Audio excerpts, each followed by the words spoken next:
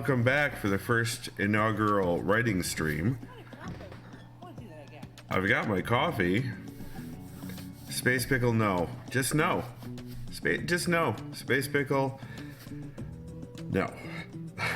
I am nervous as hell.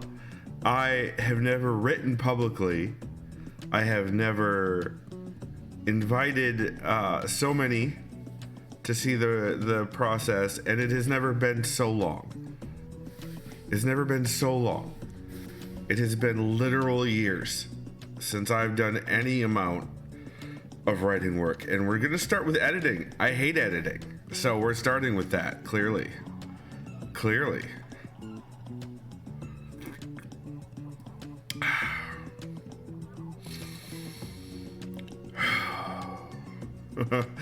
I fixed all of the buttons in the writing profile from when I made it. All my Stream Deck stuff will work, or should work. I tested the wobbly lasers, which you have, and the AFK screen. I added the thing with the channel trailer. So oh, chat just refreshed. That's interesting.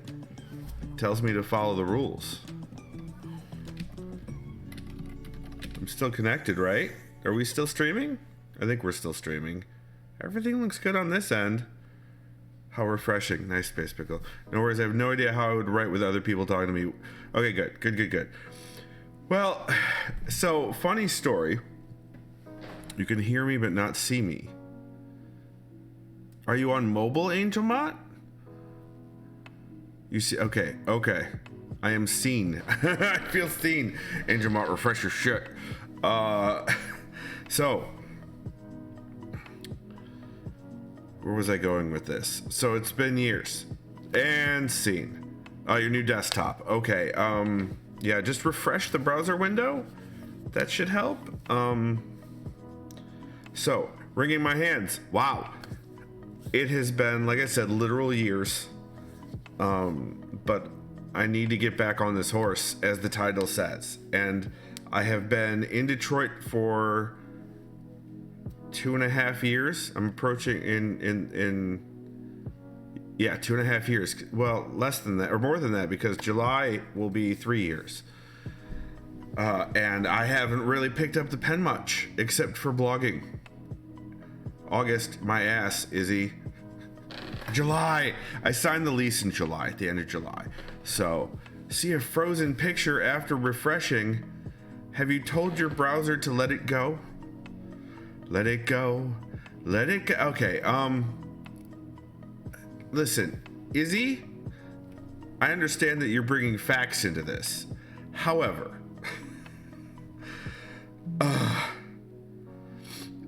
yeah, shift refresh will force it.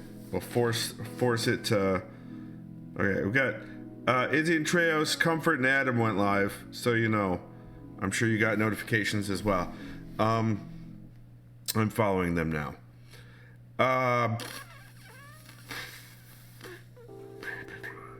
So they compete with me. That's fine. It's not a zero-sum game. That's fine. So we're editing. I don't know if anyone has read either the short story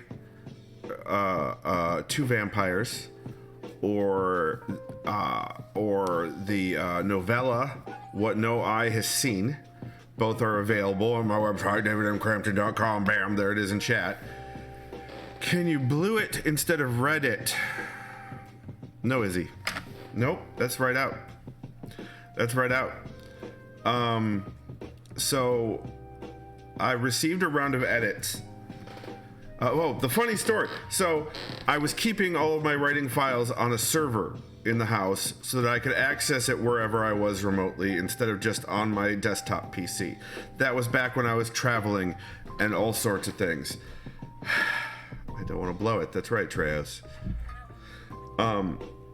That's the backup server. Well, the backup server is down right now because I'm changing everything, as like you do when you have projects. And I was certain that I'd made a copy of all of the updated stuff from that server back onto my desktop. Today I had a bit of a panic when I went looking for it and couldn't find it. Actually, 2 days ago, I had a continued panic when I couldn't find it today. But I did eventually find it, so I now have the updated files. And the first draft of the next novella, What No Ear Has Heard, is... Angel, I don't know what to tell you. Video freezing. Are you on an extremely slow internet connection?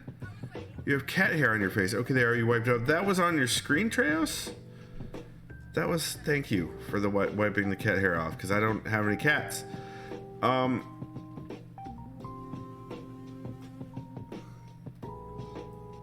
Angel, I don't know what to tell you, Angel, but try a different browser. Try Edge, try Firefox, try Chrome, or whatever. I don't know. Or clear your cache, clear your history. I don't know. I'm not in. Man, I spent like 2 hours getting into a writing headspace, and now I'm doing tech support. I'm on fire. Oh my god. Firefox did have an update that rolled out either yesterday or today. But I don't know. You said it's all the way updated, so I don't know what to tell you, Angelmon. I do not know. I do know that Glimish prioritizes audio over video when there are connection difficulties. I do know that. So maybe there's a connection between, or an issue between you and Glimish. That is possible. Or between you and me. That is also possible. Anywho, I found the files, and I cried a little during their last update date on there. And yeah. So let's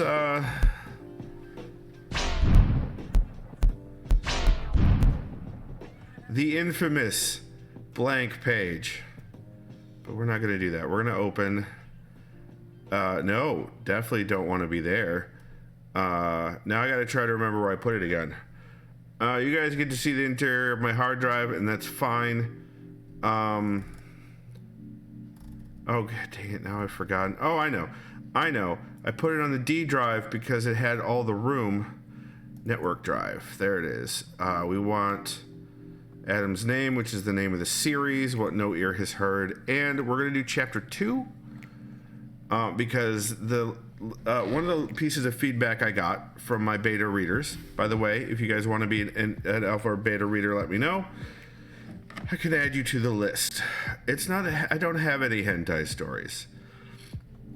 So the story starts off with Susan. Context: Susan's a vampire.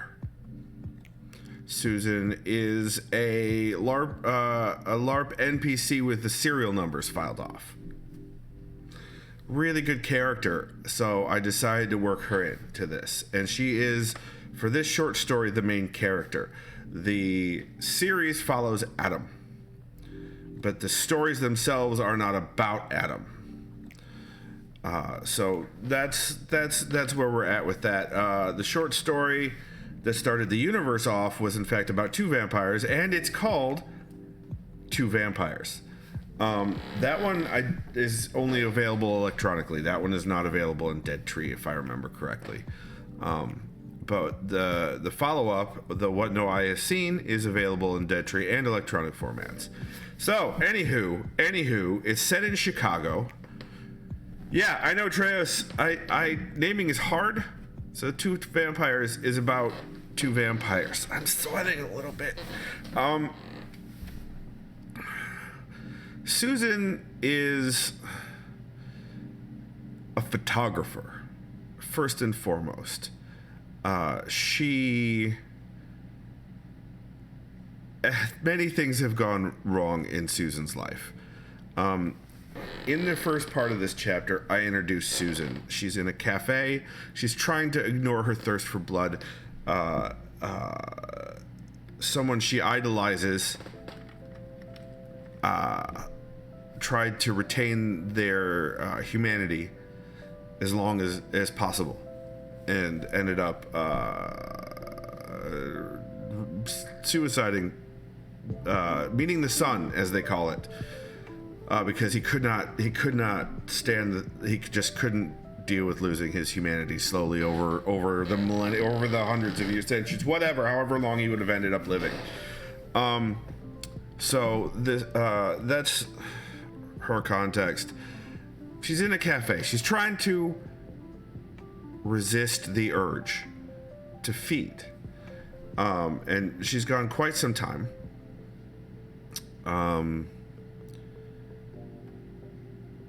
But I was told this needs more. We need more of Susan's introduction.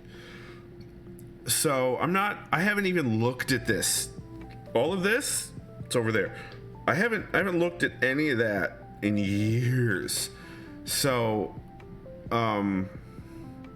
we can read it? Do you want me to read it? Do you want Skippy reading time? I mean, that's a useful skill that I also need to polish up on, is reading my work. So if you guys want me to do that, that's fine. So I think the problem is, if I remember, and I'm trying to reach back in my brain meats, and we know it's all cobwebbed up in there. It's Susan. I need to establish Susan more as Susan before Adam shows up. I don't want to establish Susan in the context of Adam.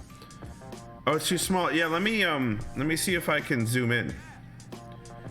If this will let me zoom in. View. Here we go. View. There is a zoom. Let's do 200%. There we go. Can you guys? Oh yeah, lower right also has a zoom function. Cool. Legible. Yeah. Is that too big? Is it too big? I can. No, it's perfect. Okay. Good. I should be used to this, having to do this sort of thing for work all the time in meetings. You have to increase the size of your terminal text constantly, because nobody can read it at the size you're used to reading it. Anywho, so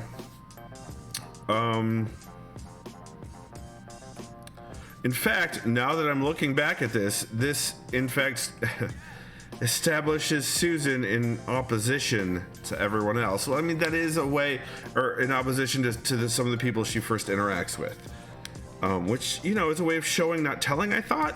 So we'll see. Do you guys want me to read it? Or what? Because it's okay. So it's only to the here. Like, it's only to here. Like, this part is pretty much just all about Susan before Adam shows up, and that's probably not nearly enough. So we got, Susan was thirsty. An industrial coffee grinder drowned out the noise as she carefully cleaned the assembly of her telephoto lens. It wasn't the intoxicating aroma of coffee that was stoking her thirst. A frown touched the corners of her lips as she inspected every angle for dirt and smudges. Though she still enjoyed the taste, coffee didn't satisfy her like it had in college. She took a different cloth from her camera bag and caressed the lens. The grinder finished, and the rainfall sounds of conversation returned. The frown left until cheap cologne.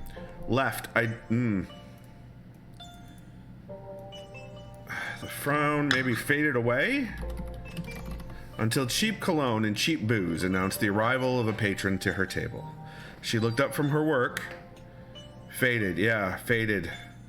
Maybe away is too much. So just the frown faded until cheap cologne and cheap booze.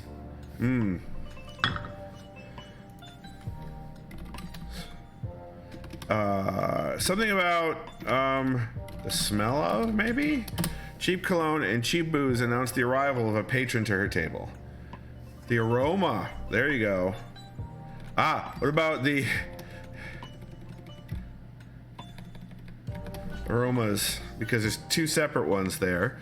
The aromas of is kind of an important word there. Cheap cologne and cheap booze announced the arrival of a patron to her table. She looked up from her work, clearing her face of expression. Armoa is totally how you spell that. Why didn't spell checker underline that? Thanks, Treos. Thank you. Does that clunker use film? Haven't you heard of digital? That's my voice for this guy. That's my voice for this guy. He sat down next to her, uninvited, and she could smell his scent underneath the others. What are you, some kind of anachronistic? He would That's way too fancy.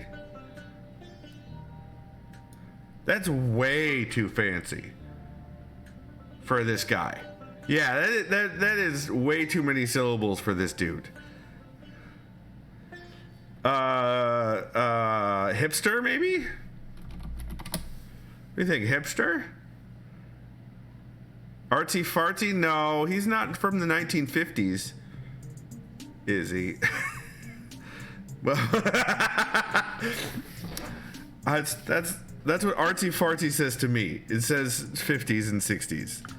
Dumbing down the language. Yes, you were. That is absolutely that true. Hipster wannabe artist? Her throat constricted, painful and dry. She couldn't swallow. Her gums ached. That explains it. My mom says it. Yep. Hipster would work. Sounds derogatory from some people. Indeed.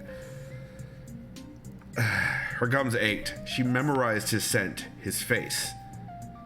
Should that be a semicolon? No, that's not the editing we're here to do. Later, she told herself. Later, she could drink. Yeah, this is Susan. She is 100% a vampire. He took her silence as consent and put his hand on her thigh. If you're into photos, we could go back to my place and you could model for me. I could show you some real art. Yeah, no, this guy's great. This guy is great. He's fantastic. He's got the best pickup lines.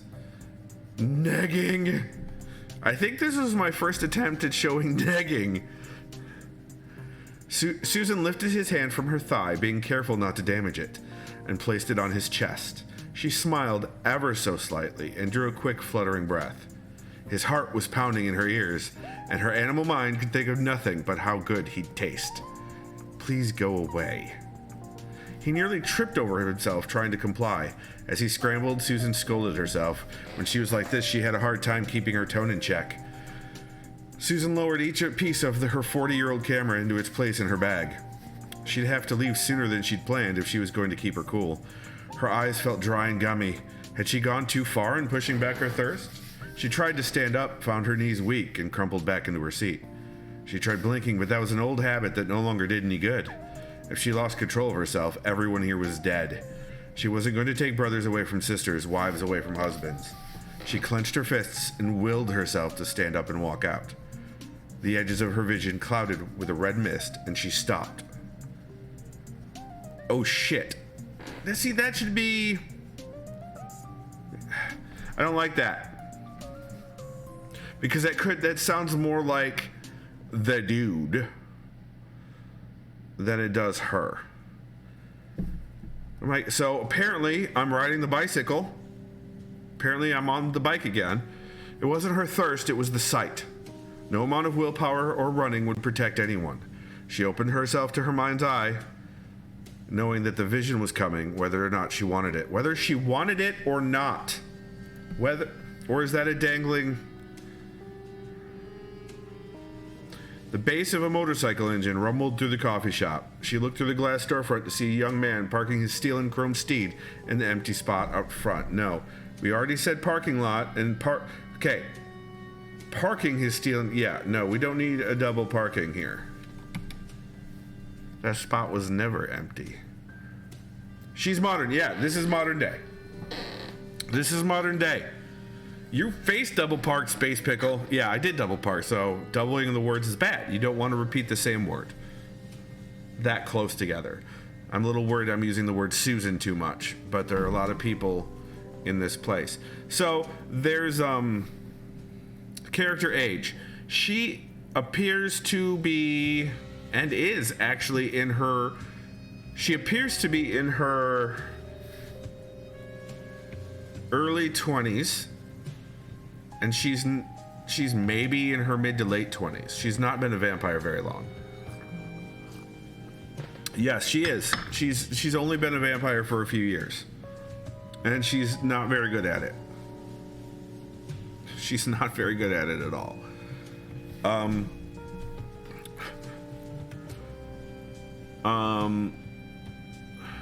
so this was it. The motorcycle is Adam's, and then that spot was never empty. The bike glinted underneath the road dirt, winking at her. The metal pinged as the engine cooled, and she counted herself lucky for her exceptional hearing. The moonlight made the leather seat look soft and welcoming. She'd never seen anything with so much beauty, so much detail.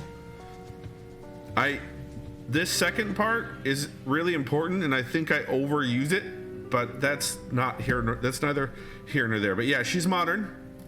She's modern. Actually, at this point, that camera is probably, yeah, let's go 50 years old. That makes, well, early 70s would be mid 40s, so it's about Treos's age. That affects the terminology she would use, so good to know. Right, but okay, so she realizes that she's having a vision. She's about to have some sort of, well, whatever this sight is that she's talking about is hitting her, right? So she doesn't really like it, but it's happening whether she wants it to or not. The oh shit sounds in my head more like the dude, the asshole that sat down and negged her, than it does her. How about not now? What about not now? Yeah, it doesn't have to be swearing. She swears a lot on occasion, but this doesn't need to be swearing. But anyway, all this is tweaking, and definitely this is me getting back on the bike, so to speak. But at this point, the reader guesses that she's a vampire. Probably very heavily hinted at. Like, I hope not, like, shoved it down people's throat. But, you know, she lost control of herself. Everyone here was dead. That's pretty straightforward. We know she's a photographer. And we know this thing called the sight hits her. And we know that she's trying not to drink.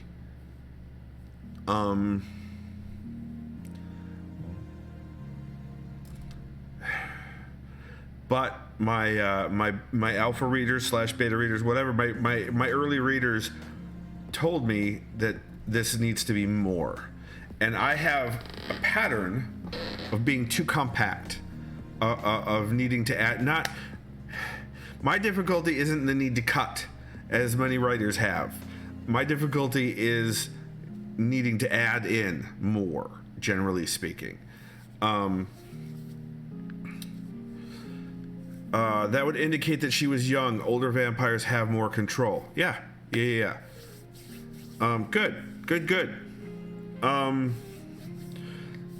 I was trying to go heavy sensory and not just visual, because I have had a habit in the past of being very comic booky, very visually descriptive, and not enough of other senses.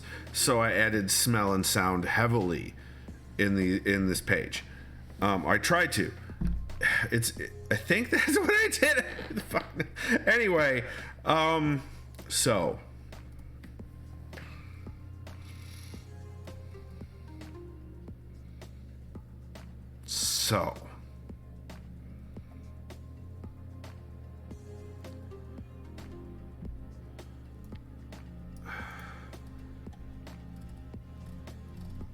I don't know what to add.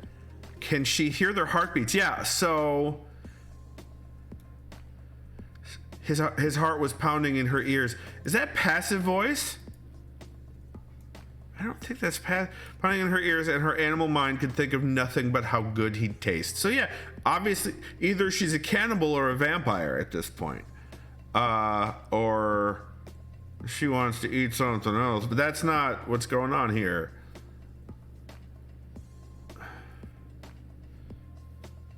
Well, could be werewolf. Could be werewolf. Absolutely. Absolutely. And this is, so the genre cannibals can't hear heartbeats. I mean, yeah, that's true.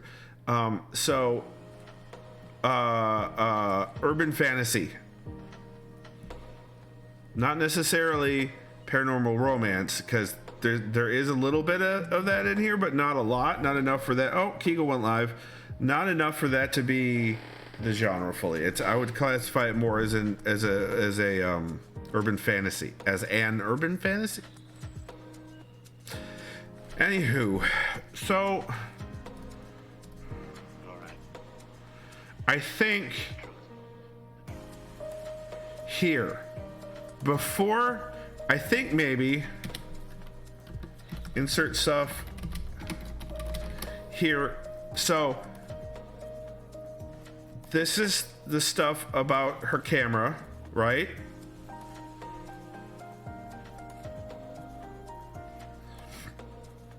We've established the camera. We've established that she's thirsty here. Or that something, that coffee doesn't work like it used to in college. I also think after... So... Here, maybe? So here... The dude gets up. Gets scared away. You know, species, memory, whatever. You know... that she's a predator and he's prey and he knows it and gets up and books it. At some level he gets it enough to where it actually gets to him. So I want first indicate something about the voice that's fucking scary here. You know what, let's do this and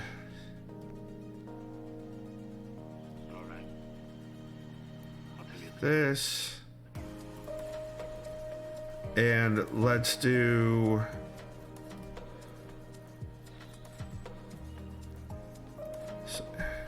maybe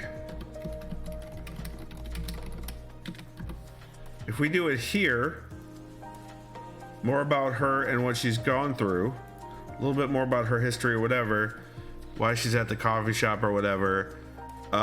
Maybe there, because that's before the sight sets in or starts to set in, like when she starts to feel it.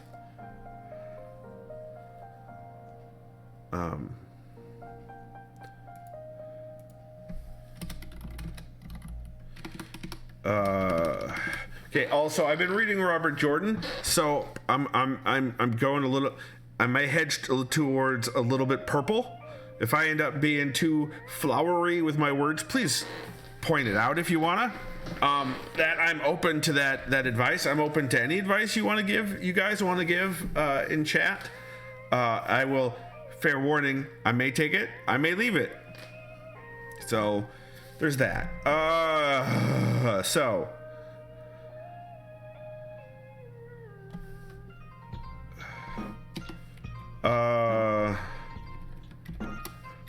The weakness in her knees wasn't her thirst. Okay, something like that, because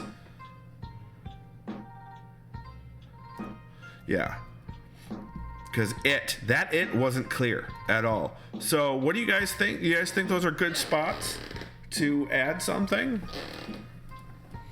Now, okay, so Treos has written stuff before. Injumon, I don't know if you have. Izzy, I don't know if you have. Space Pickle, I don't know if you have. Oh my god. Guys, this is fun. I hated writing. How is this fun right now?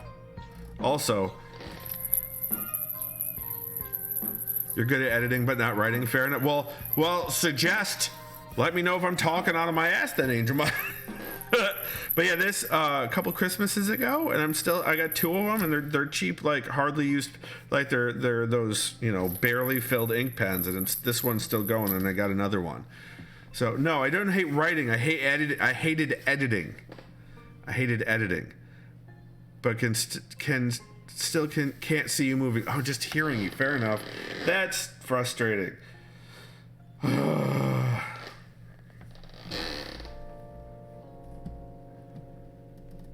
Very, yeah. Yeah.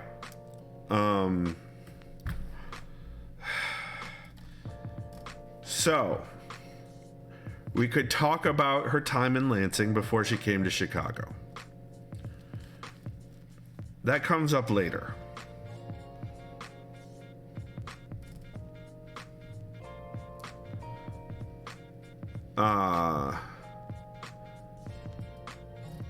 We could talk about her scars. So she attempted suicide as a teen and has scars from here to here on both arms. She went to town. She was serious about it. She went to town.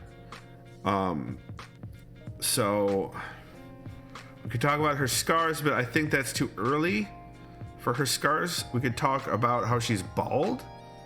She's wearing a hat to hide her baldness while she's out and about, or to acknowledge the chill, because that's what humans do. Huh. Is this? No, because it's not winter, is it?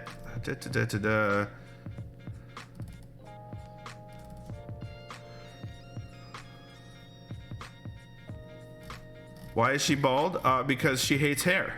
She hates having hair.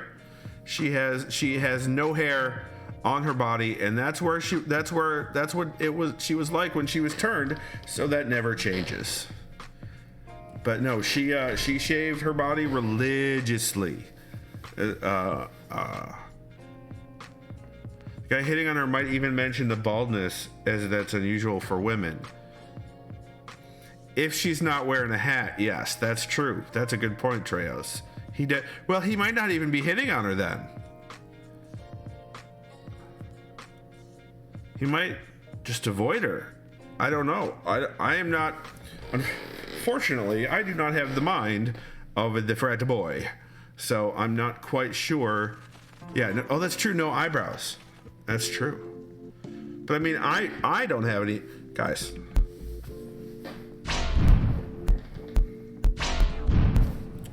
I'm plenty hairy, but I almost don't have any eyebrows.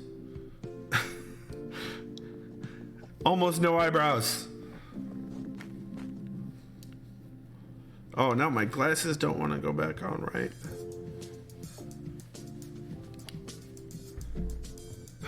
Yeah, he does seem like that kind of tool, Treos. He might ask her that sort of thing. I don't know.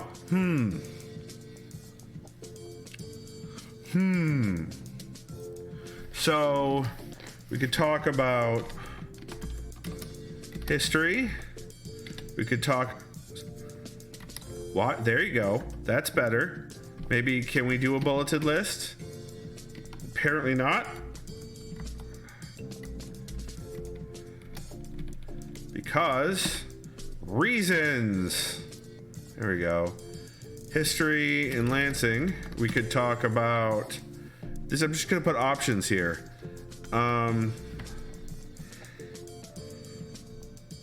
He's the worst. This guy is the worst. I mean, he negs her. Like, he rips on her camera, implies that she has no skill and that she should model for him. Like, yeah, no, this dude is the worst. So I have been to Chicago a couple of times, and I have friends in Chicago, and I have run it by them. So I have used natives. Used is the wrong word, but I've gotten the advice of natives. I'm not going to write about a place until either I've been there or gotten the advice of natives, or both. And boy, the train to Chicago and back is so much fun. I love riding that train. All right, so we do that. Scars on her arms. We could do. We talked about Baldy McBalderson.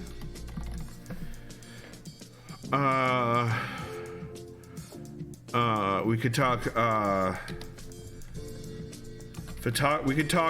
photography as opposed to camera. Is it like a phobia? It was an obsession. It was more of an obsession. So when I wrote this, I didn't have as much of an understand. Well, when I wrote the character originally, I didn't have as much despite playing Malkavians for as long as I had, I didn't have as much understanding of mental illness as I do today. But she definitely had. It was an anxiety trigger for her. It was very much an anxiety trigger. I never went back and, figured out if it was a trauma that caused this for her. Izzy, my favorite clan was Malkavian. How are you surprised by that? Tell me you're being sarcastic. I played all the Malks. All the time. Thought you'd be Ventru. Treos, hell no. What the shit? What the Treos, you wound me. You wound me. Friggin' troll. They were my second. First was Bruja, but that was because of how things were set up with the group I joined. I orphan here generally. Well, yeah, you mage. Are you talking Caitiff? Space Pickle? Trichophobia. Maybe it was trichophobia, but it wasn't a fear. It was, she hated it. She wasn't afraid of it. It was a constant tactile distraction. It was a constant pestering for her. I like being Caitiff, don't classify me. Right. That's like orphans and mage. Yeah. It did cause anxiety.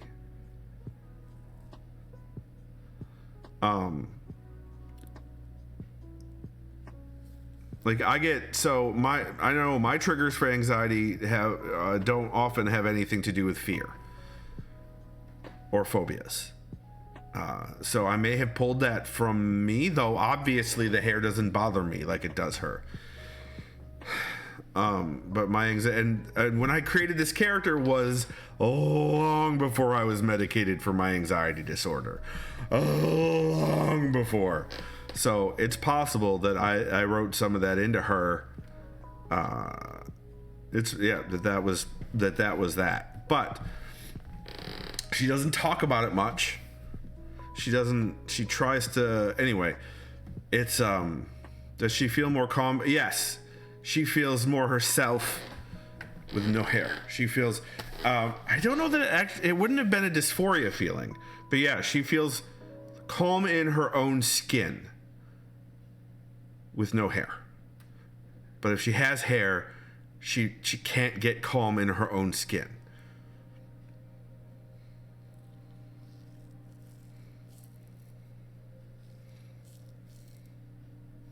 But maybe dysmorphic, possibly. Anywho, I had. So here's a writers don't always actually define these things for their characters. They just sort of roll with it sometimes, and I'm definitely in that camp. So,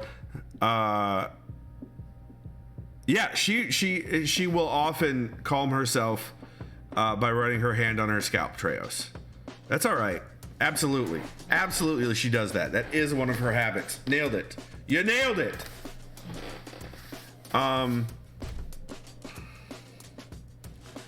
You guys are really, really interested in Susan. And I love that you guys are super into Susan. I'd like to be more specific, especially reading it. Fair enough. But anyway, and I love that you guys want this, are into the idea of her enough to actually want to know these things. That makes me very happy, especially with as nervous and trepidatious as I am about this. So, that's great. That's fantastic.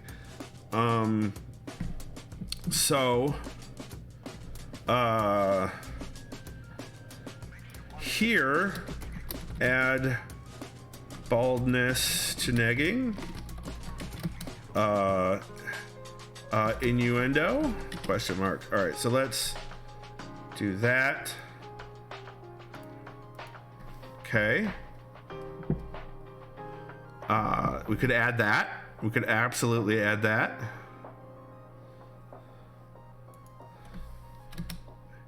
He seems like the type to sneer.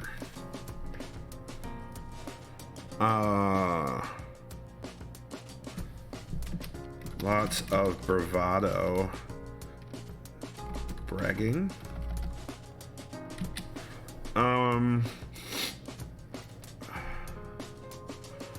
Serious sneering. Yeah. He comes off as a sneerer, doesn't he? He's a sneerer. He sneers. I mean, if he's gonna just put his hand on her thigh,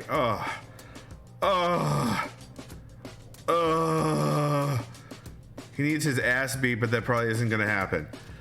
No, because again, she knows if she loses control, everybody's dead. Not just she might do it, but then there might be the cleanup crew that have to come and clean up her mess. So she tries to think longer term. Now she's new to being a vampire, so long term to her is still several years down the road, not several decades down the road or several centuries down the road. So, but as far as the human timeline is concerned, that comes up later in the story. The cleanup crew comes up later in the story. She tries to think long term.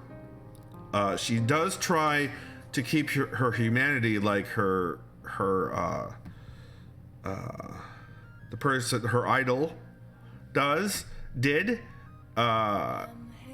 Organization. She's very meticulous. As I tried to put her meticulousness into play in describing the camera and the pieces of the camera and how close she was, how much she was going over, cleaning it and everything. She's very organized, very detail oriented, meticulous. But she wants to.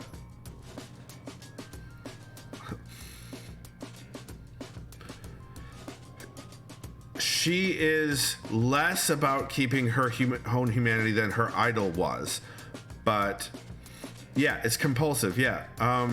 When she tells him to bugger off, you indicate that it's simply her tone that sends him running. Perhaps a glint in her eye as well, a glimpse of the hunter stalking her prey. Yeah, that's this part here indicates something about her voice. Oh, voice, expression, eyes, maybe something like that. Okay, that's a good idea, Treos. Good idea. Okay.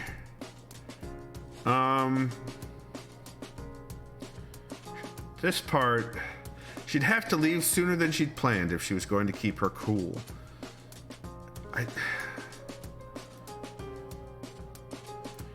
Keep her cool is, I don't think that's in Susan's voice. No, vampires have normal eyes. Vampires have normal human eyes. No snake eyes, no coloration changes. Unless, like, they can. I never wrote it in.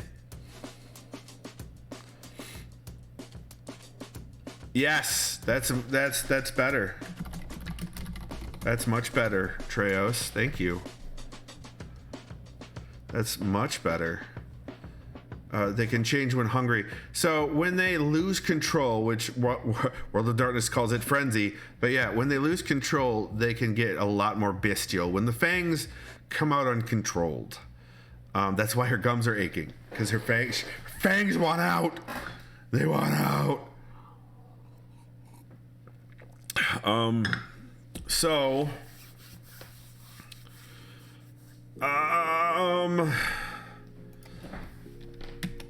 Maybe here we can distract herself with stuff about how she'd come to know the barista, because that comes up later that she knows the barista, that she was a regular. She'd come to, how about she'd come to become regular, know the barista, because that comes up later in the story, that she knows the barista.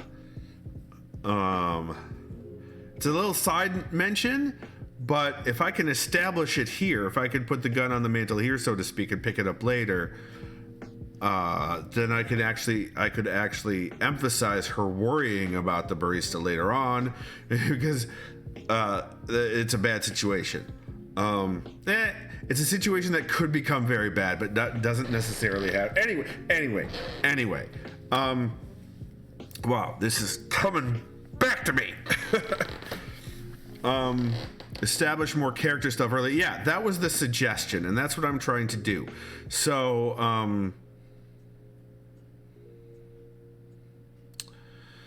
maybe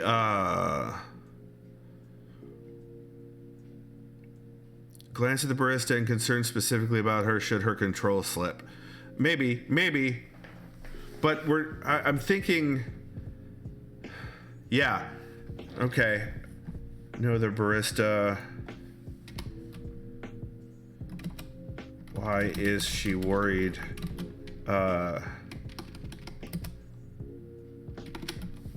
Barista is a reason to keep control. Yeah. That's a good idea, Treas. That's a good idea.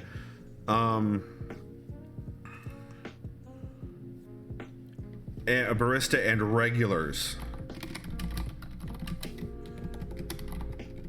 are reasons to keep control. Barista La Vista baby. Thanks, Izzy.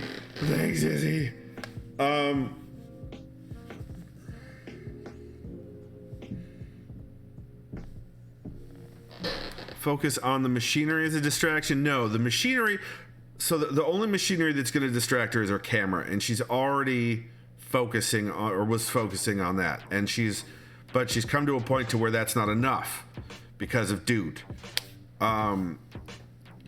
So that's why we're doing the additional, because people are important to her. She didn't care about anything as far as physical items except for the camera itself. I can't remember if that was a gift. Somebody important gave it to her, but I cannot remember if that was part of the story or if that was part of the game. But anywho, it's a 35 millimeter camera, and it's like it says 40 some years old, and it's super. I modeled it after my dad's camera, after my dad's 35 millimeter Canon, which my brother has. Given by a mentor. Yeah, I think it's talked about later on. It's not important to this part. Because that's, so if I hone in on that part of the history, we're going to practically flash. I would have the desire to practically flash back to the scene where it's given to her, or to at least expound upon why it's important to her, or that person was important to her. But that is, I think, too much removed from the current situation, even though it would be a good side story to tell, to help establish Susan. But I think that the situation here is probably too immediate to do that sort of a flashbacky thingamajobber. That's if I could be talking out of my ass, it's likely and or possible and or likely. That sounds right to you. Okay. So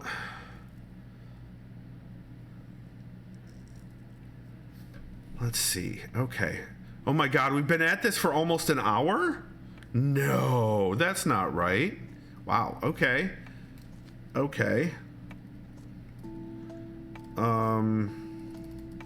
So okay. Sidebar, real quick. Distracted by shiny moment. The other big thing that needs to edit is that there is a fight at the climax of the story. A big old fight. Vampires and a demon. And humans. It's a demon. There's a demon.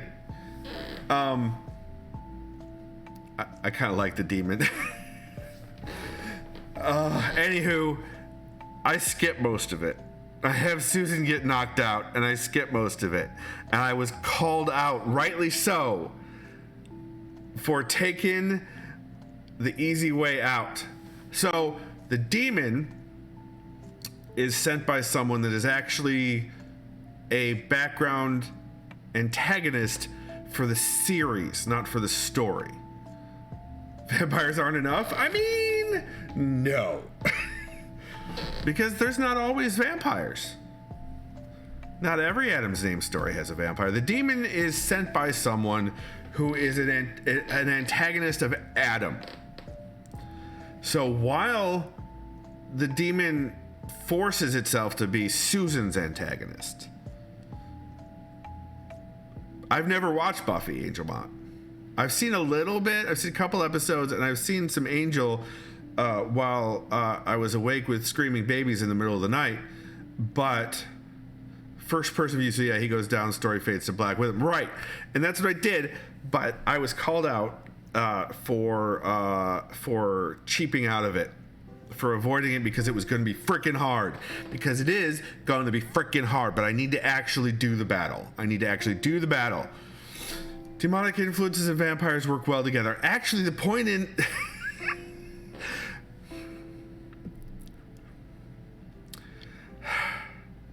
so many spoilers. So many... So...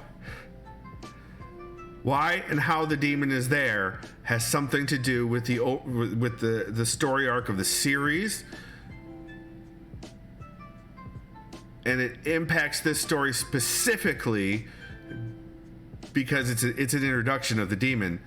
But yeah, the vampires are specific to this universe.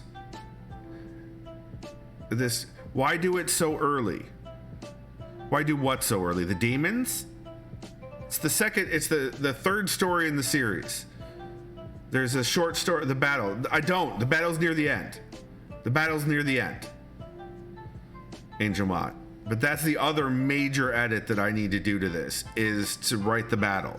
I am distracted by Shiny, and I'm going off and talking about the other edit I need to do. And that's all right, Angel Mott. I talk in sometimes I branch out and have conversations and then come back.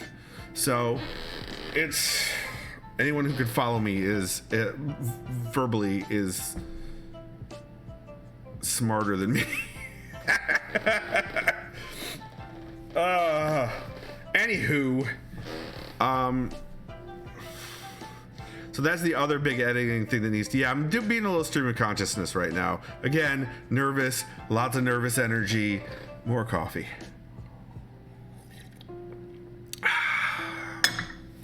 And you don't have the on-screen stuff to help anchor you, and you're trying to follow my nonsense, Angel Mott. So I'm sorry.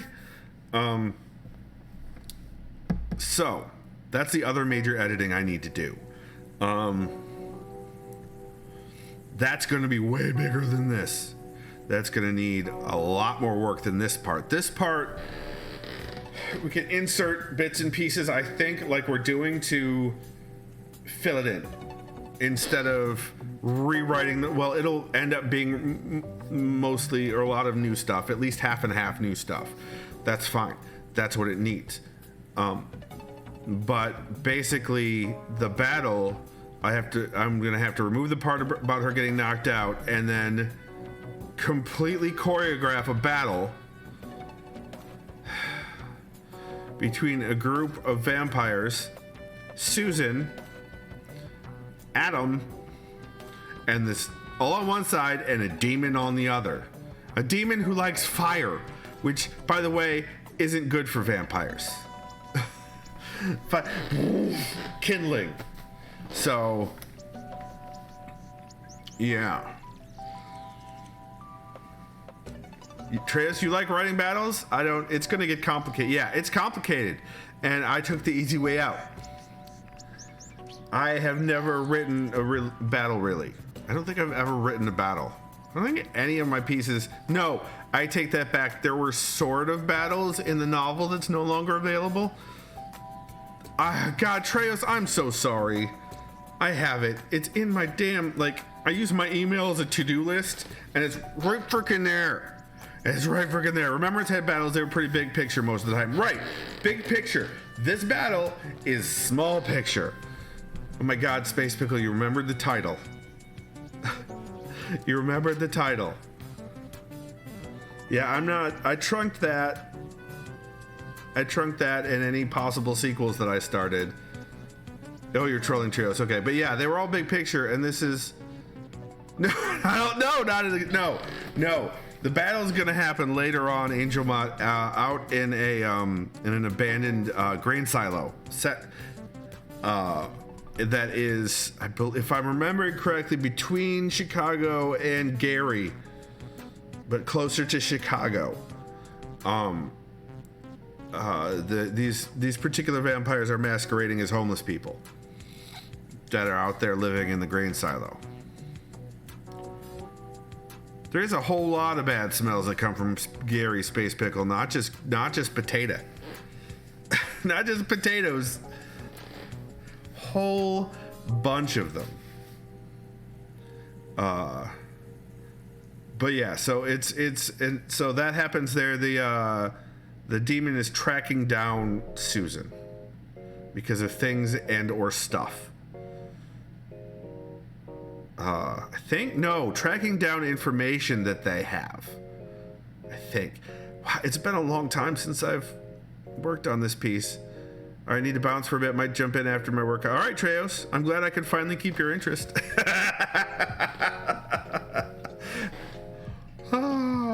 We'll see you later. Have fun exercising.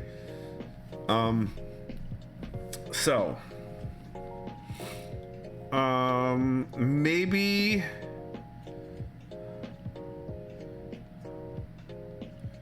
Okay, so here let's put that. Do there. Do this. So we've got a couple of things to insert there.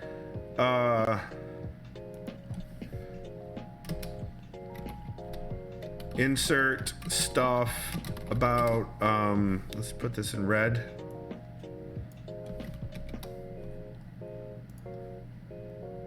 Let's insert stuff about, site. No, not there, not there. Here.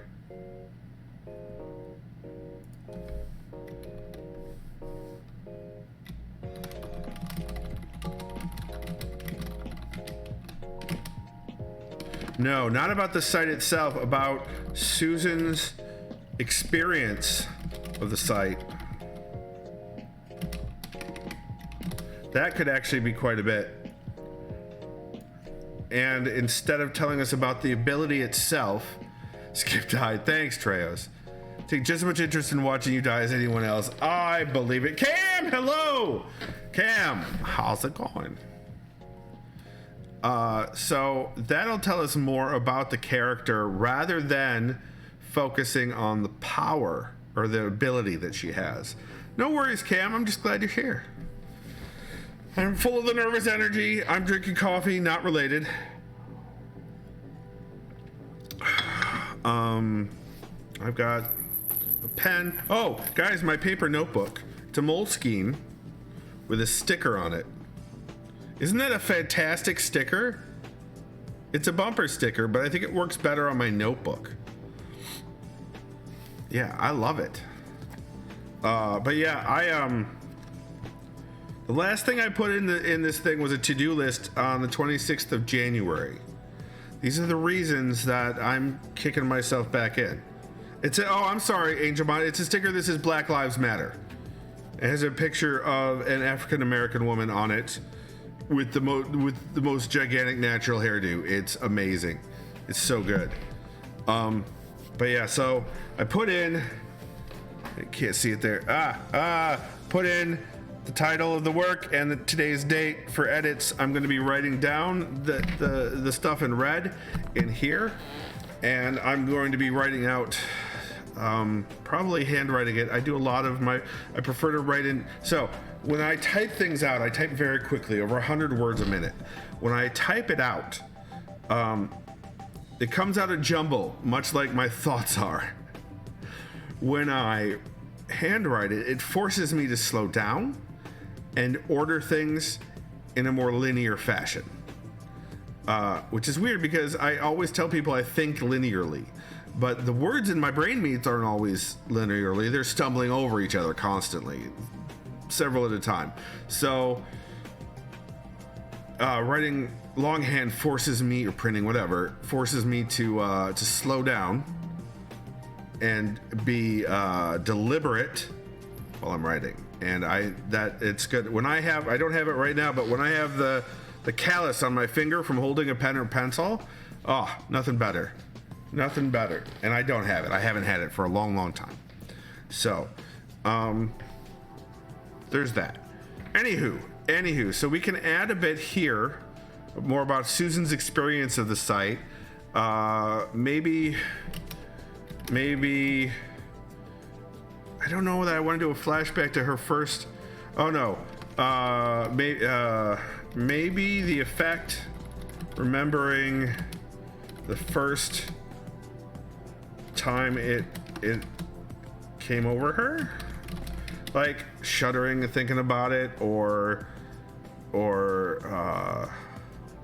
how close she came to her end.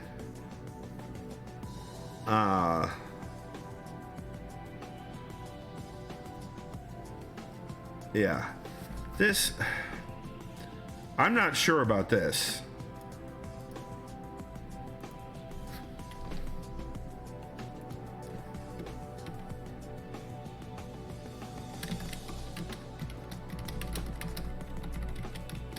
I'm not sure about that.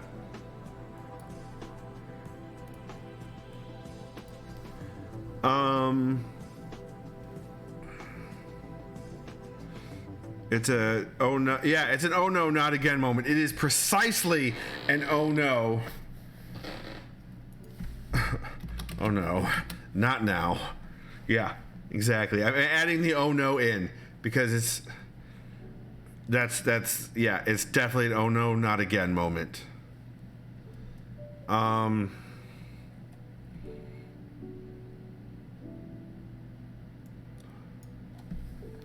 Don't know that vision is the right word here.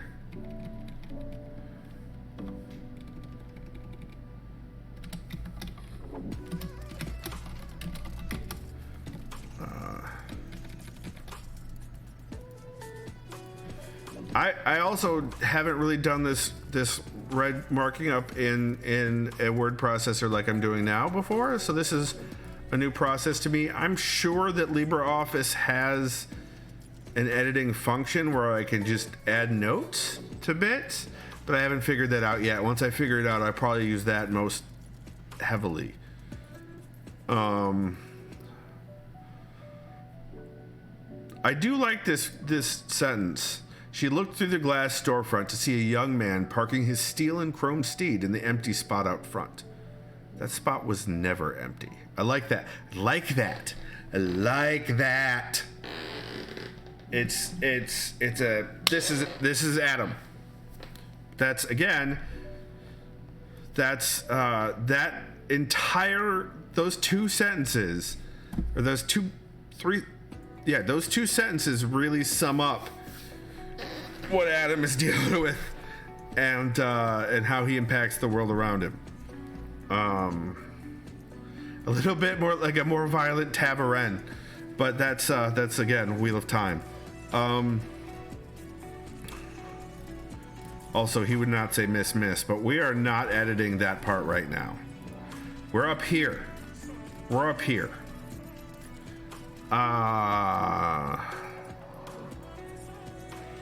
Fucking scary. I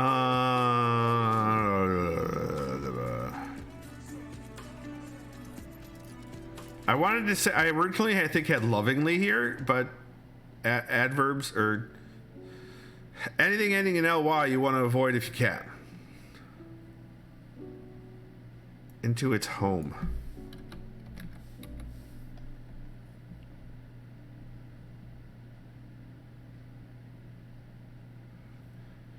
So, okay, so tell me if this is clear, that she's packing up and getting ready to go.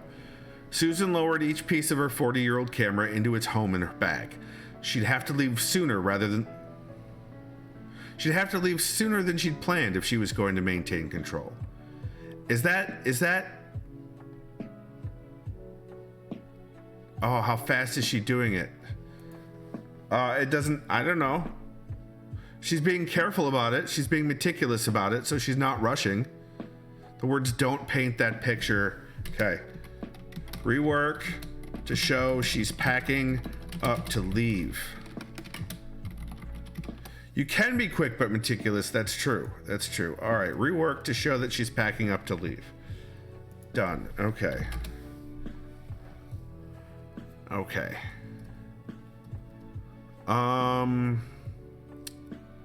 Cannot believe I put negging in this chapter.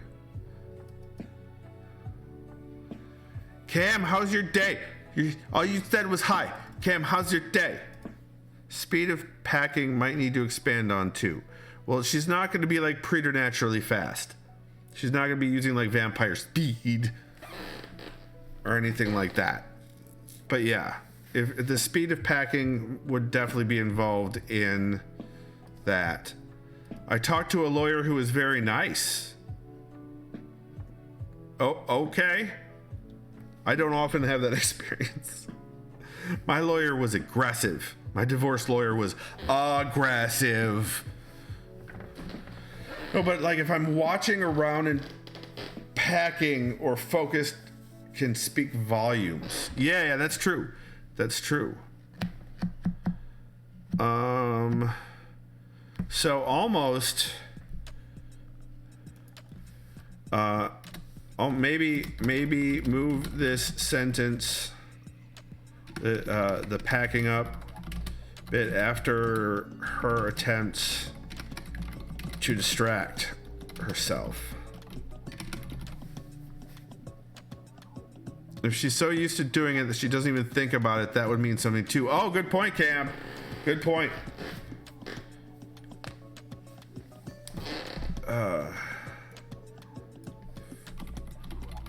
Packing description to.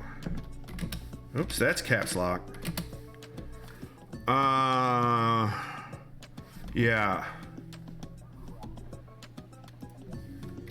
Is it automatic? How fast is she doing it? Okay. Notes taken, you guys. Notes taken.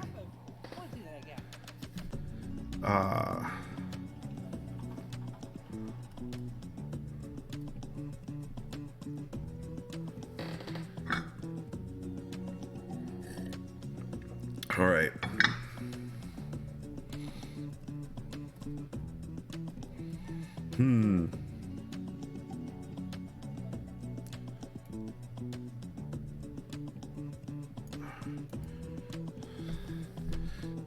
This is a clumsy transition, I think. Susan was thirsty.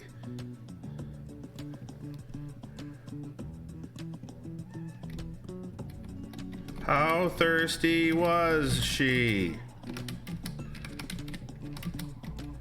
Canned laughter.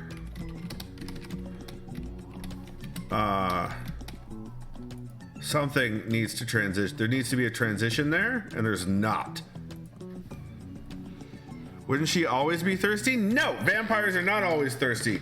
Once they have drank and sated themselves, they, depending on the fiction universe that the vampires are coming from, they are not always thirsty. However, they can still lose control over blood, again, depending on the mythology. No, I don't mind the word thirsty there. I don't mind the word thirsty. No, okay, so Angelbot, you didn't see it, but I went back up to the first couple of sentences, and I decided there needed to be a transition sentence or two right there, because it was jarring to me. I love me some Sookie Stackhouse mythology, books, not show. I've watched a bunch of the show, not like, I think a couple of seasons of the show. I watched it with the ex, but I haven't read the books. I've heard good things. Is there as much sex in the Sookie Stackhouse books as there is in the show? There's a lot of smexing going on in that show. Whole lot of smexing.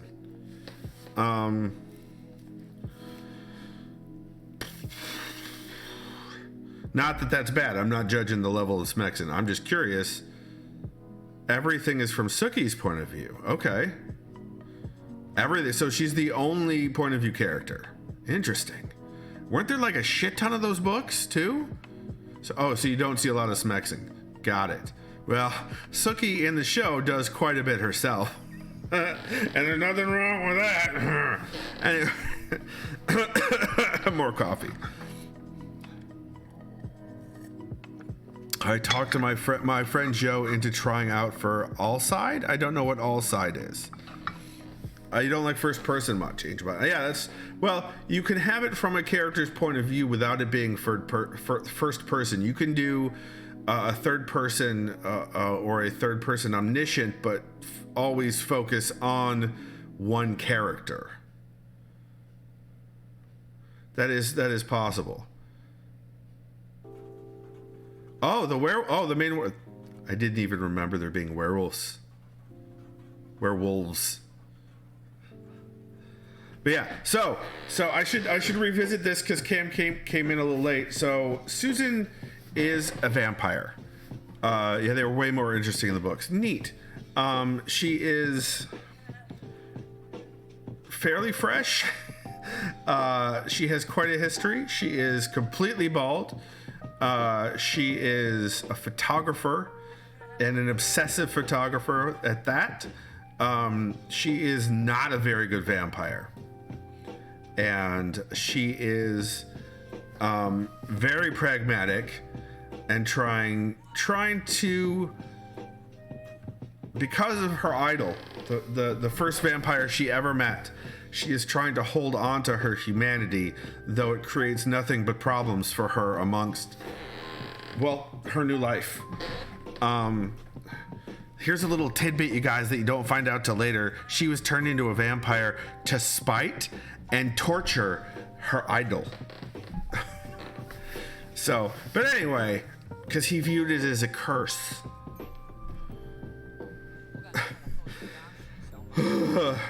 So, and as I said, Susan is a LARP character, or LARP NPC with the serial numbers filed off. So it's pretty much White Wolf sans serial numbers. But and if she was in a, if you are familiar with the White Wolf clans, she was a Toreador. Viewing it as a curse is pretty common, right, Angelbot? Yes. Although I surprised Izzy by letting her know that I mostly played in my favorite clan was Malkavian. Yes, a Torrid whore. That's right, Izzy. That's right.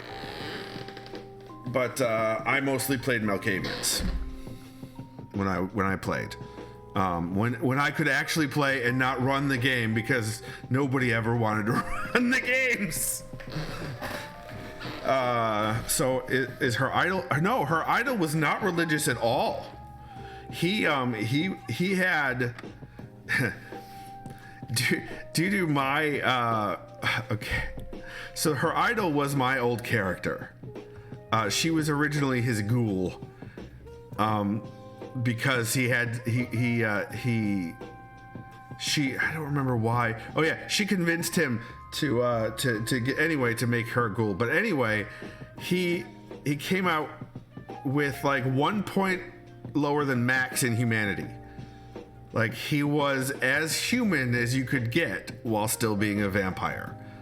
And he was taken against his will. And he resented everything about it, and then ended up being bloodbound to the person who made him because he just kept fighting losing his humanity. So, but he's dead now because he went to meet the sun. But yeah, no, her idol is not religious at all. Her idol was just really human. Really, really human. Did he listen to The Cure too much? No, he was, God, what music did he like? Oh my God, that's so long ago. He was into, he didn't listen to much music, honestly. Jazz. No, it was jazz. He loved jazz.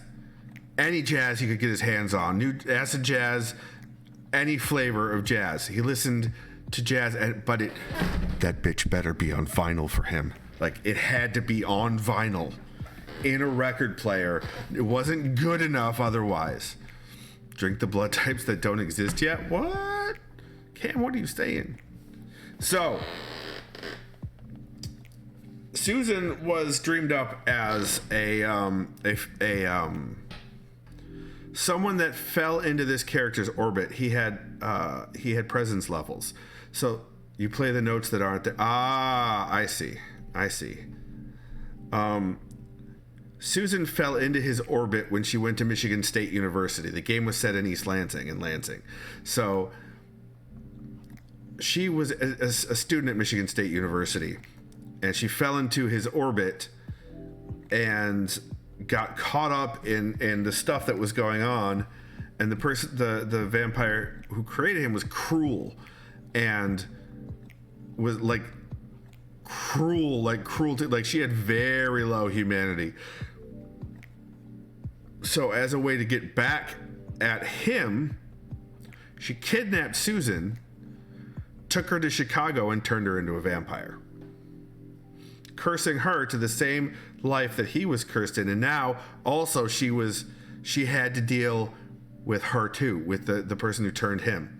So it was bad. It was very bad. But that sort of comes up later. It gets referenced as a sidebar. Not a sidebar. It gets referenced. I will probably have to expand on that a little bit as well. But yeah.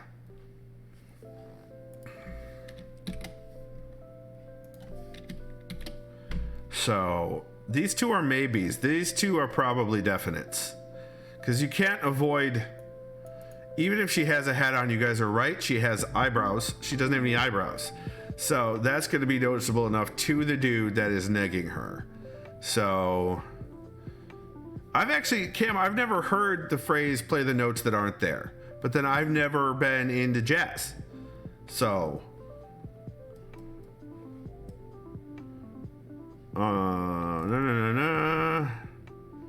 So there's a lot here.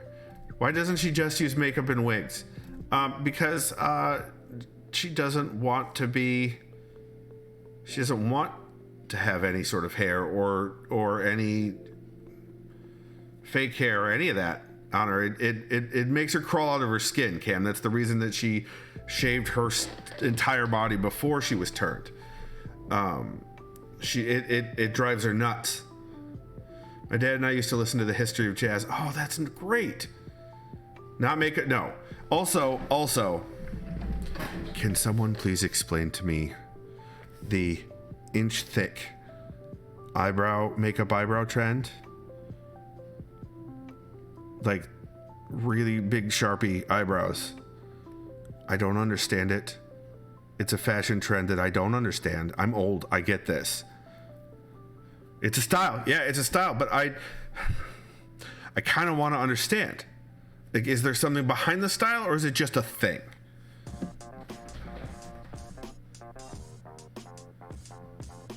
It's less disturbing than the 2000 trend of pencil eyebrows. Yeah, no. Well, I mean, I don't think it makes your eyes pop. I mean, again, old, 90s, like that's what formed my fashion, is the 90s. Like my understanding of what looks good.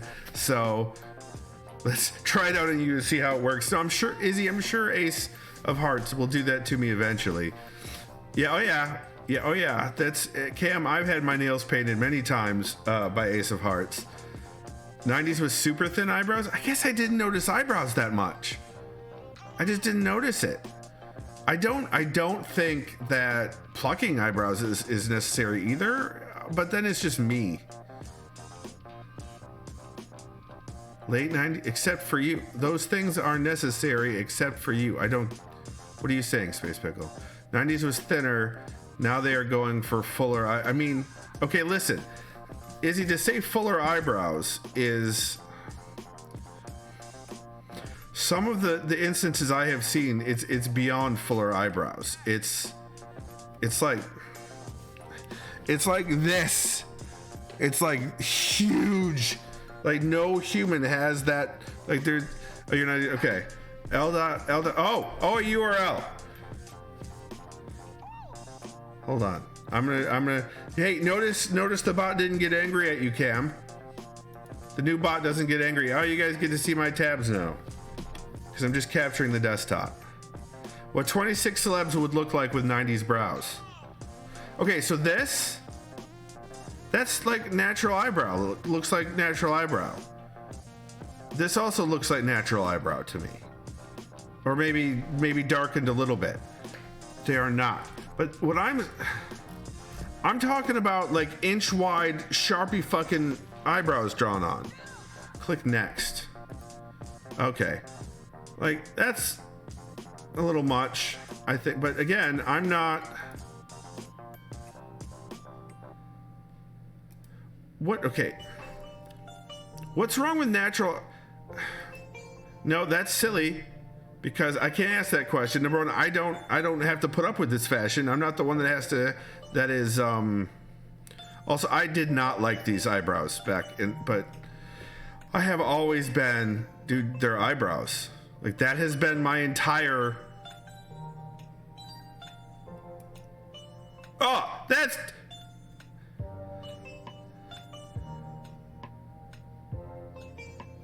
I also think, yeah, okay, this is, I know, I'm showing my old and my lack of fashion understanding. That's what I'm doing. I have no, just why though?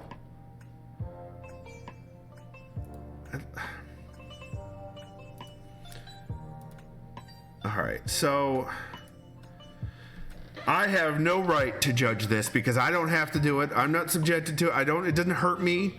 If this is what people want to do, it's what people want to do. I should have no right to complain. I'm not trying to complain. I'm trying to understand, and I feel like I've crossed over the line into complaining. So I'm gonna not do that anymore today, because I don't understand at all what it's like to feel the need to fulfill a fashion trend. I don't know who Frida Kahlo is. It's a learning experience. I have this tendency sometimes to be like, but why though? And shit that doesn't even affect me. Like it doesn't affect me in any way. I can't support people that might be, might hate it, but they're making the choice to do it. Camera earlier up. There's ideas to reclaim the idea of body hair being okay. I went, I can get behind that. I totally could get behind that. I like, okay, let's see. Yeah, that's, okay. That's her natural eyebrows, right? Like there's a little bit of unibrow and everything going on there. Yeah.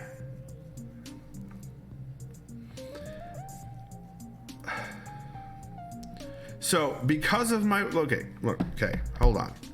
She was an artist way back on it. Okay. I have huge amounts of insecurity about my weight and my body shape. Have since I was a kid. It's something I work, accepting my body as it is has been a struggle and will continue to be a struggle for me for a very long time. I got that. And my last relationship was unhealthy. It had shades of unhealthy on the edges of that. Like it was nothing blatant, nothing exact, nothing directed, but there was like all around the edges. Anyway, because of that, I think I tend to get up in arms about people feeling pressured to change their bodies for fashion. because their body's fucking beautiful the way it is. And I have to die on that hill for me to accept my own body. So I think a lot of my issues then flow over. You hate runway models? Yeah, Angelbot, I get that.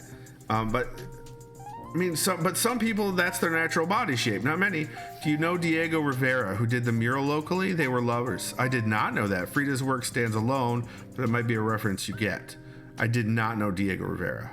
And I wear wigs for work. Right, Cam. But I've seen you without the wig. I've seen a picture of you without the wig, and that's you to me. So.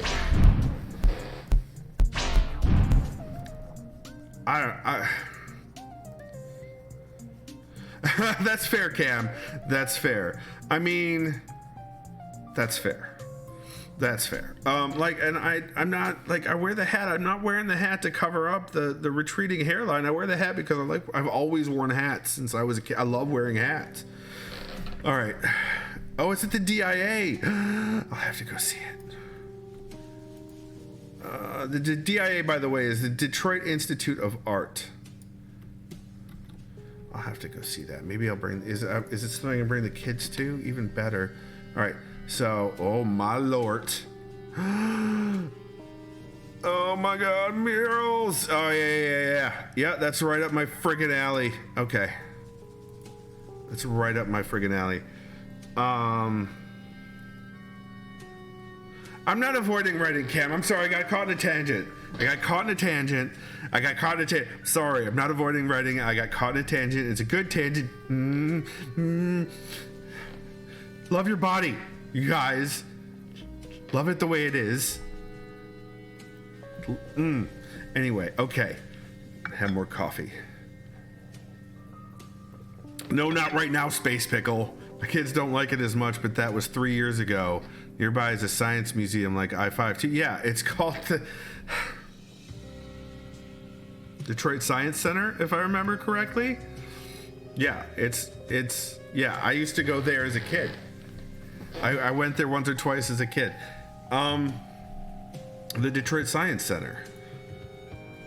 I grew up in the suburbs. I was a kid. Oh, Jesus. Izzy's like, you were a kid?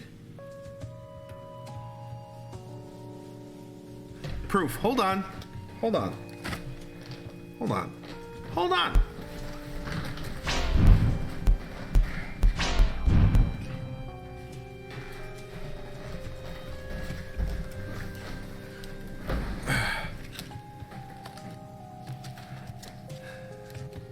So I was going through some of the stuff that my parents dragged out of their basement before they moved.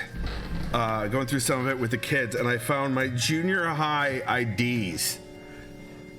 My junior high ID card. So this one was when I was 13 years old. That was me at 13, which is Kian's age, Monkey Link Mega's age right now. Oh, if I shaved, except for the wrinkles and the laugh lines and stuff, I got a baby face, especially being overweight helps with that. But yeah. So that's me at 13. We'll never shave clean again, right? And this is me at 15.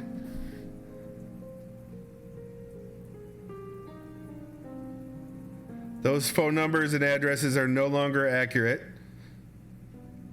Yeah, freshman. That's freshman Skippy. It had the focus for a second, but then it lost it again. The freshest. But yeah, so proof that I was a child. Like Mentos, the fresh maker. That's right. But that's proof, guys. It's proof that I was a child. Angelbot, I know you missed it. You don't have to believe that I was ever a child, Angelbot. That's fine. As long as Izzy believes it.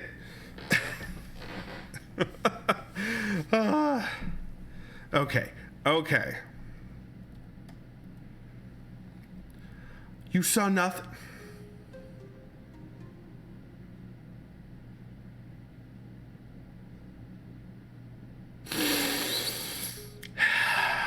Okay. All right, writing. We're here for writing, right? Also distractions, but also writing.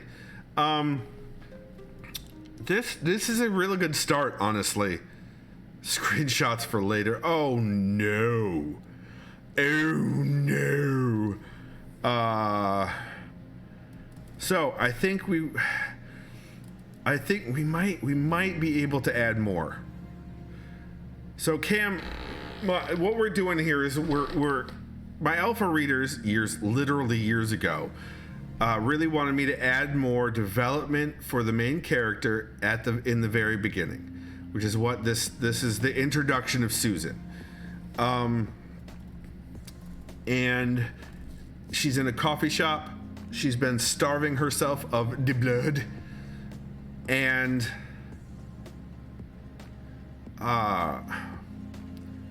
some douche face, some jerk face McGillicuddy walks up to her drunk, negs her, puts his hand on her thigh, and she starts to lose control because she's been starving herself. But I'm trying to before the second character comes in, Adam. His motorcycle's almost a character of its own. But before Adam comes in, and she needs to beat his ass. Yes, true, but that's not part of the story. That is not part of the story. Trying to put more. We need more about her. So the red is stuff that we can add in, and in the places that it can be added in. But things like, does she have a purse? No, she has a camera bag. Right now, she does not have a purse. She has a camera bag. And what? What do you mean, and? What else does she carry on her? I don't understand the question.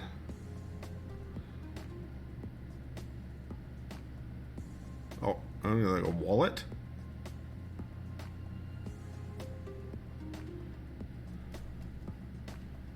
She has other stuff on her. What does she have in her pockets? So in her pockets, she has a credit card, a little bit of cash. She has a bus pass. The Chicago Municipal. Hold on, I've got one right here. Hold on, Cam. I'm getting to that. Not the One Ring. No. Hold on. I got one of these. Where'd it go? From when I was in Chicago last. She's got one of these. Venta cards. Ventra. It's the Chicago public transit card. You put money on it, and it does the public. All of the different public transits take the same card. She has an extra lens cloth. She has. Okay, slow down, Cam. Slow the shit down, Cam. I'm trying to answer your first question. All right. She wears baggy clothing. So she's wearing cargo pants and with pockets, which are empty, or the extra pockets are empty. Not 90s baggy, no. Not like raver baggy. And not like goth baggy, just baggy. Fairly nondescript, but she does the layering thing with shirts sometimes. T-shirt and then another kind of top on top of that, like they used to do in the 90s, late 90s, early 2000s, I think. That way she can hide as much. She does that to hide her figure. She's very small, but she is constantly trying to hide her shape. She wears functional shoes, so probably tennis shoes. They're cheap and nondescript comparatively. She does have a knit hat if it's cold that she wears. Otherwise, she goes full on bald wherever she goes. Her phone, Jesus, I never even thought about her phone. Her phone is provided to her. It is an Android phone that only has very certain. No, it was a flip phone. I think I actually have it as a flip phone somewhere. She's got a fucking old ass flip phone.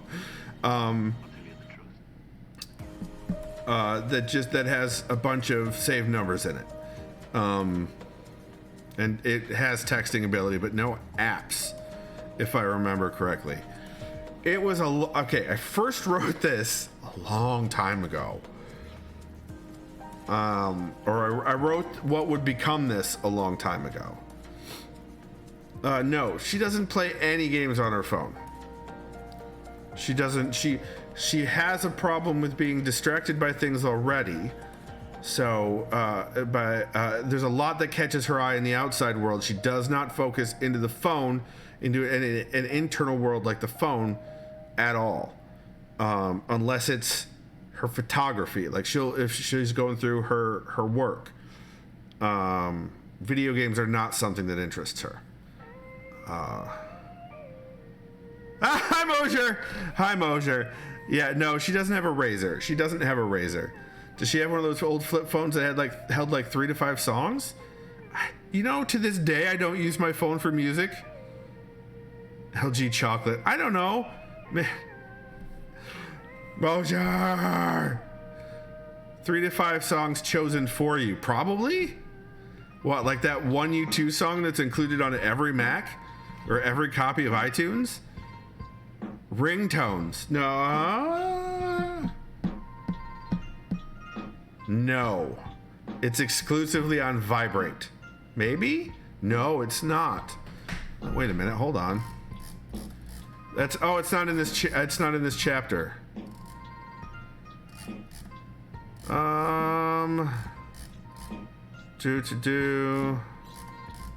Yeah, that's not this. That's the next chapter. Hold on.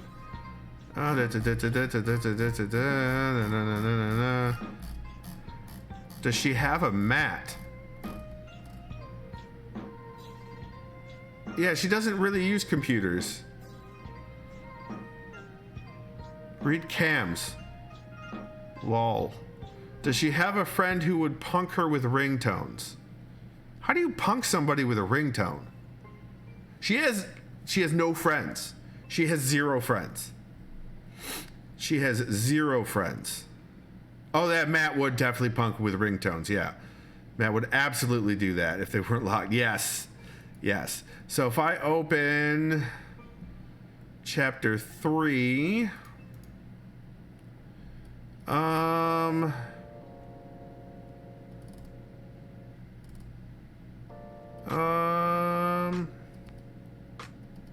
where is... So yeah, there's some bit about MSU. Oh, that was... No, where's the phone call?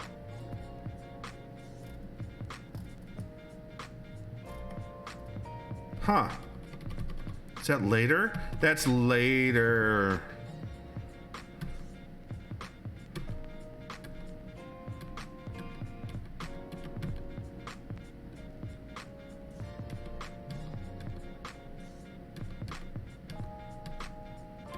I guess it would be chapter 4. I'm sorry if I'm ignoring chat. I'm looking for the phone reference. One second, Angelmon. I'll get to... Okay.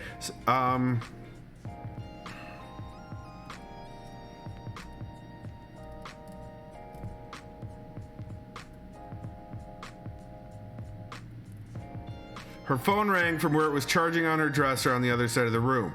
She squinted at it, willing it to fly across the room to her. No dice. She hopped across the bed and opened the phone before the call could get pushed to voicemail. And then it gets mentioned a couple other times. Okay. She is short. She's about 5'3", 5'4". She's very thin. She's like rail thin. Eye color is, I think it was brown. Actually, here we go. I have notes. No, this is bullshit. Okay. That's not what I wanted. Did I only do that for the comic stuff? Word count, notes. Yeah, I didn't write it down anywhere. I think her eyes are brown, but I don't remember.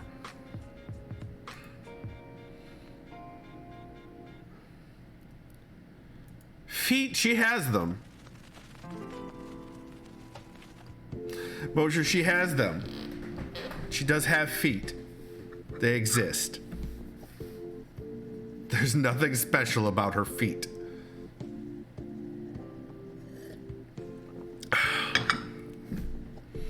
So, no, they're not like, they're just feet. Not webbed, no. They're not webbed, they're not zombie feet. You could be defeated. Oh, no extra toes, no cam. You guys!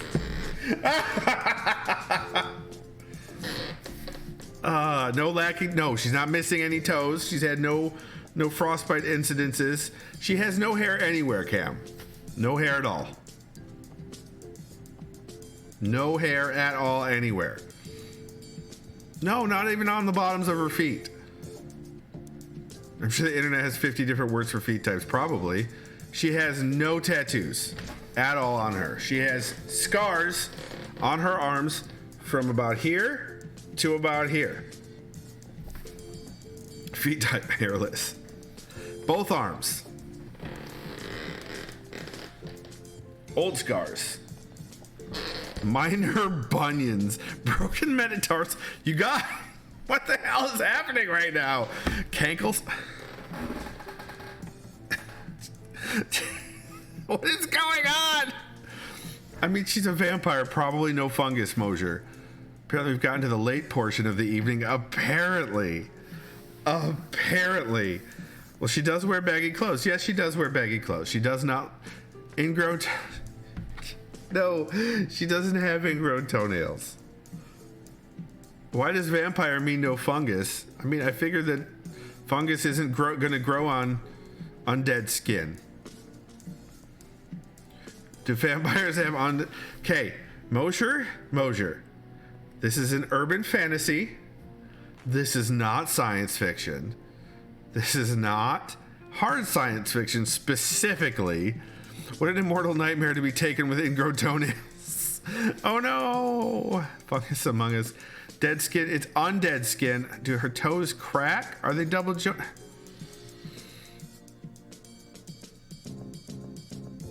I don't see how this is relevant.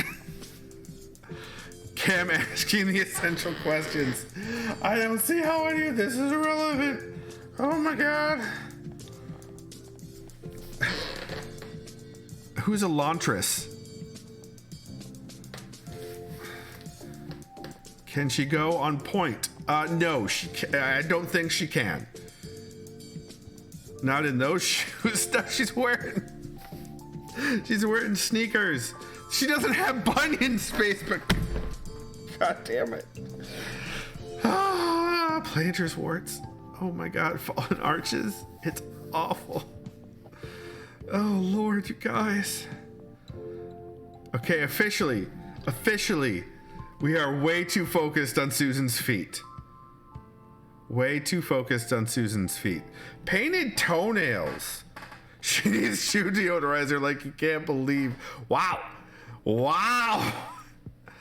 Painted toenails. No, I don't think she would paint any of her nails. Maybe. Yeah, she was meticulous and entirely shaved before she was turned. Nope, she doesn't wear makeup. Yeah, she does not wear any makeup.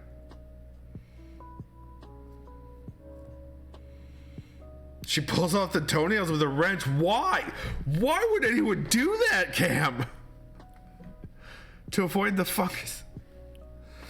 Skippy wore enough makeup for the two of them. There was... Wow, guys.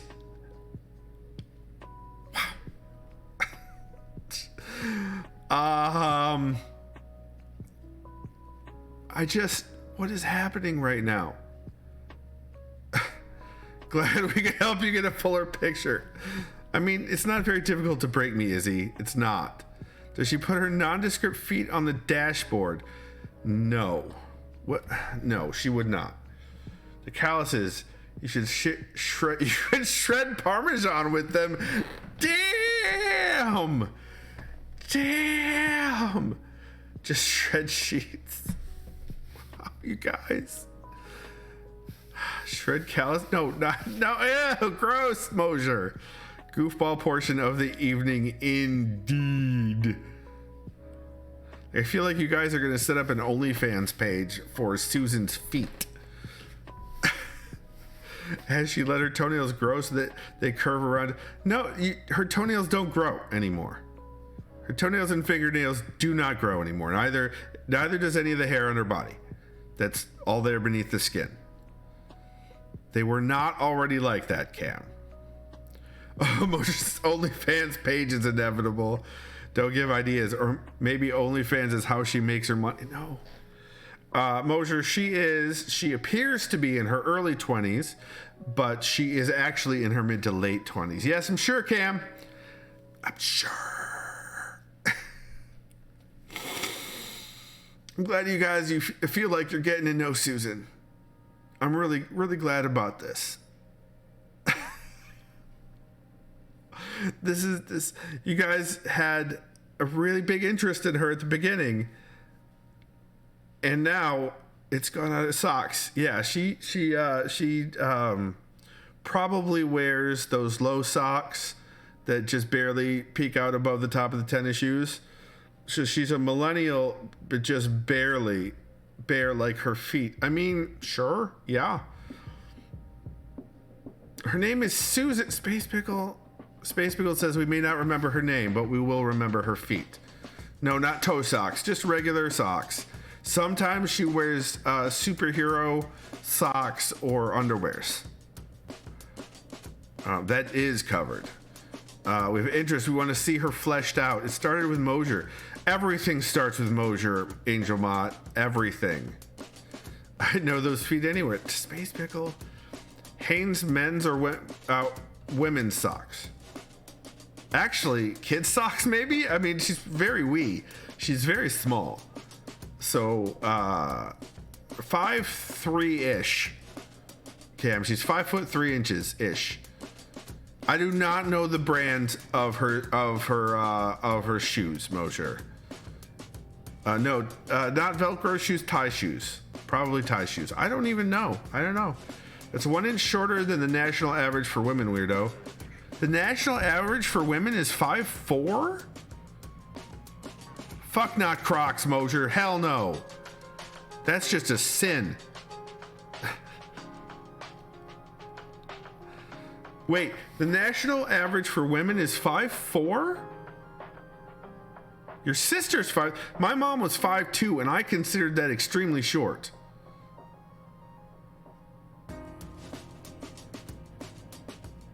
Like 5'2" is short.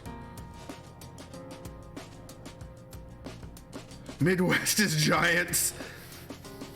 Yeah, Angel Mott's 5'8". I think Cam is. Oh, it broke up the. Your face is short. Thanks, Treos. Welcome back. Yeah, Izzy's 5'10".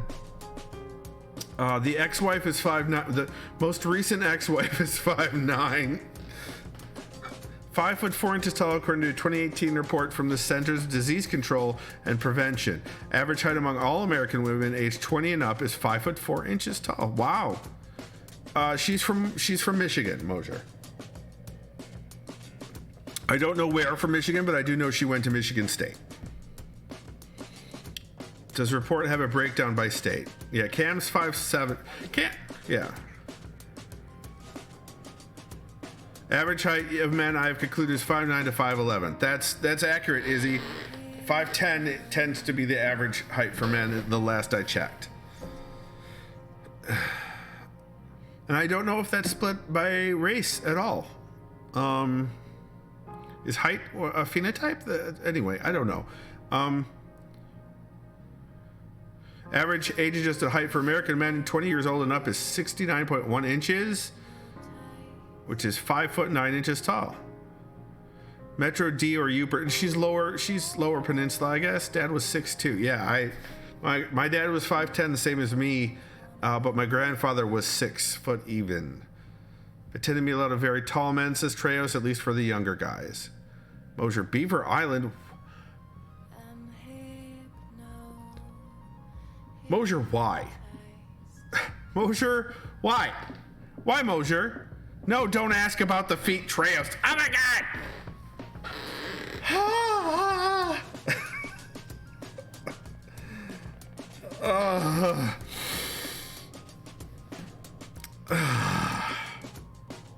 Treos, you've been instigated, Treos. That's what happened there. Your wife instigated you. Sips iced tea. Why? No, we don't need any more feet parameters. We don't need it. We do not need them. We do not need to know where she grew up any more than we already have established.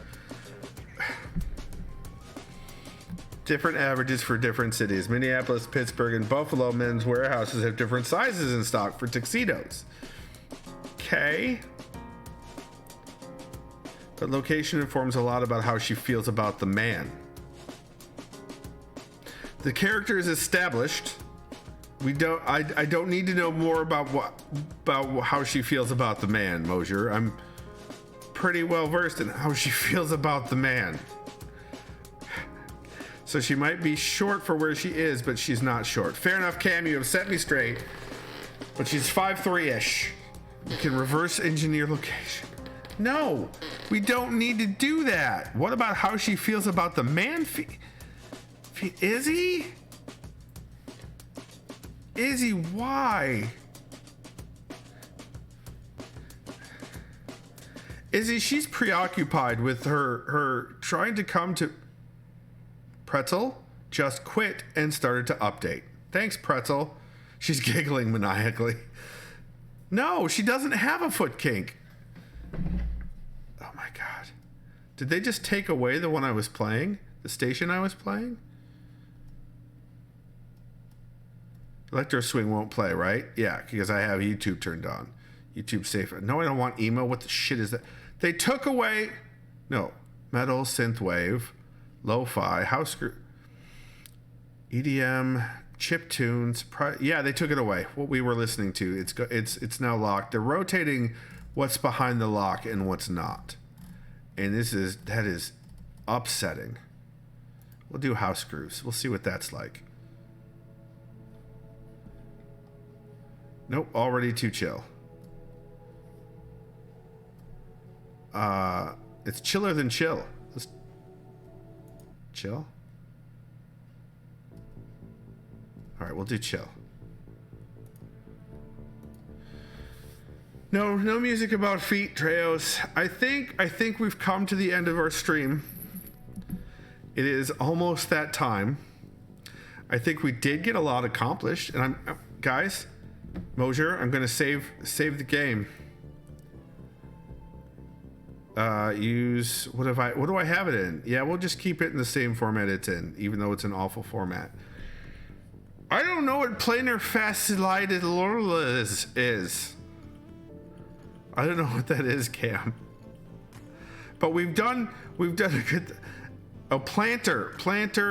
I'm gonna guess it has something to do with plantar warts. I don't know. Fasciitis. Does it have something to do with plantar warts? Establishing a fascist state. Massive pain in your feet. I get it. Okay. Nazi plantar warts. I mean, there's fascists that aren't Nazis. There are fascists that are Nazis. Anywho.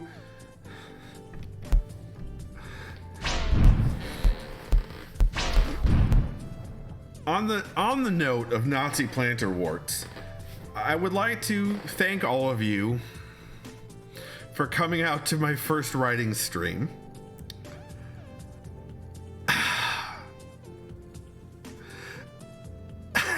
Jesus Christ. She's got some... I'm just gonna ignore Mosier from here on out. You've been watching glimish.tv/skipforj, where I stream every Tuesday and Thursday around 9 p.m. Eastern and one day on the weekend. I'm likely to do, I'm going to try to do this writing stream thing weekly. Hopefully by next week, I can get some of this filled in. And we can move on to planning out the battle, which is the other big part. Glad to be here, except for the feet thing. I feel the same way, Angel Mott. I feel the same way. Only can wear New Balance because they have extra wide sizes. I also have a wide foot. And actually, so does Monkey Link Mega. We do not need a chapter on feet. It's not happening. Okay, folk. 1 week later, those videos go live on YouTube at youtube.com/skipforj, where they're grouped by game into playlist and ordered chronologically. So you can watch the playthrough from beginning to end, assuming number 1, I finished the game, and number 2, the game can be finished. I will, as of now, I'm not planning on putting the writing ones up on YouTube, but I am recording them just in case. Treos, no, we're not. I don't want you to be focused on feet. Cam, holy shit. Oh, sure. See, if she has nondescript shoes but quadruple E feet, then she's either in pain or wearing clown shoes.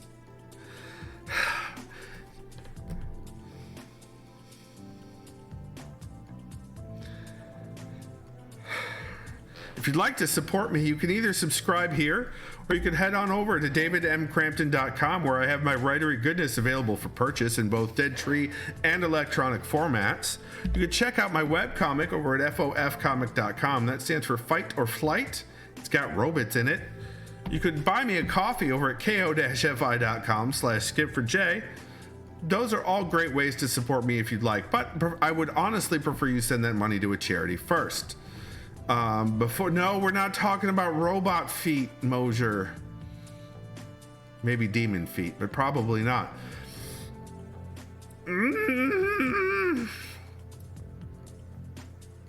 Ukraine, yes, the money towards Ukraine right now is good. Don't forget, there's also still a global pandemic going on. So that's a thing still. Please get vaccinated if you can. Please get boosted if you can. Please do the thing where the distance and the masks and the goodness. We know what to do here. We just please do it. Yep. So remember, guys, I've never watched Contagion. No, thank you. Also, Colombia, Myanmar, and Syria are in the midst of civil wars, as well as Libya and Mali. Dang, Colombia's war is also a drug war. Oh, fantastic. South Sudan is at war due to ethnic violence. So those places, refugees also need, and Yemen is a mess. There's a lot of people in this world that need help. Let's remember to listen to the help they want and get them that help, instead of the help that we think they need, because we don't know what their situation is. So there, listen, and give. Get them good shit. Mosier, I will send you to Jesus. Okay, crappy help that needs good help. So, guys, remember, even when your chat becomes obsessed about a character's feet, you're awesome. And you've got this.